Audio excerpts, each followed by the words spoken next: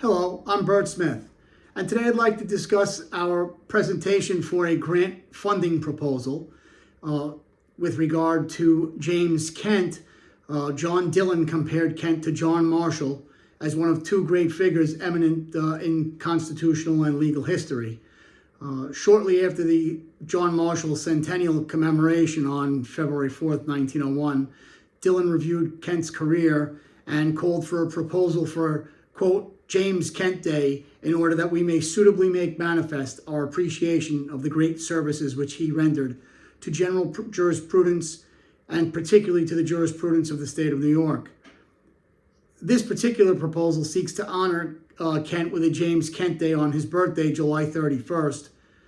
And the idea was to have scholarly presentations regarding him as a subject, as well as, articles regarding legal history in New York. The proposal would be for an in-person as well as online access day. The grant proposal would be to seek $7,000 in total, which is broken down amongst three different foundations. In the Office of Sponsored Programs, Dr. Schultz and Jacqueline Rierick discussed the process of obtaining grant fundings, and Rierick advises persons seeking grant funding to include a one-page letter of inquiry with specific issues such as the purpose, the cost, the time frame. The initial cover letter should be like a business plan with simple answers as to who, what, when, where, and why. She states, do your homework regarding the foundation and know the requirements for the funding, including past projects. The Grant Writing Academy, in an article, Essential Tips for First-Time Grant Writers, had similar conclusions with regard to how to successfully write a grant proposal.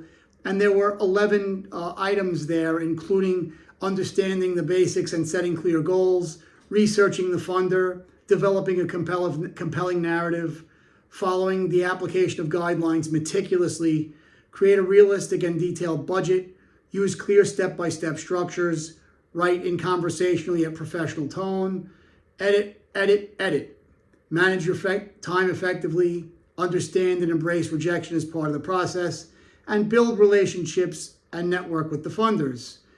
My proposal for James Kent Day, I gave my overview as a member of the Bar of New York and a doctoral student currently enrolled at Liberty University, with the aim of the program for a nonprofit to further academic and practical study of legal history, New York history, and James Kent contributions. The description for the program was an in-person program presented at a local bar association or college event room, and there would be also access to online streaming, say on YouTube. The program would be run on July 31st with the idea of it being an annual conference event. The goals would be to advertise and promote the event, to request submission of scholarly articles maybe from college students, and to provide instruction to the public as well as college students for perhaps 50 participants. The way that we would evaluate the program would be by tracking enrollment and attendance with maybe a background questionnaire, and conducting a post-program survey, as well as publishing the events. The three foundations which I found were the American Society for Legal History, and that scholarship award granted between $4,000 to $6,000 with typical grants under $5,000. The American Historical Association, the Littleton Griswold Research Grants in U.S. Legal History. The deadline for that would be by February 15th, 2026. And that is for a $1,000 grant with a total of $1,500 every 15 months.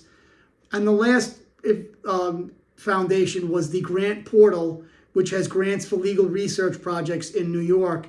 They have a $1,000 total. My budget was $2,500 for a lecture hall, $500 for advertisements and refreshments, $1,000 for classroom setups, $500 for printed materials and maybe a live stream service operator, and $2,000 for travel costs, with a total of $7,000. Thank you for watching.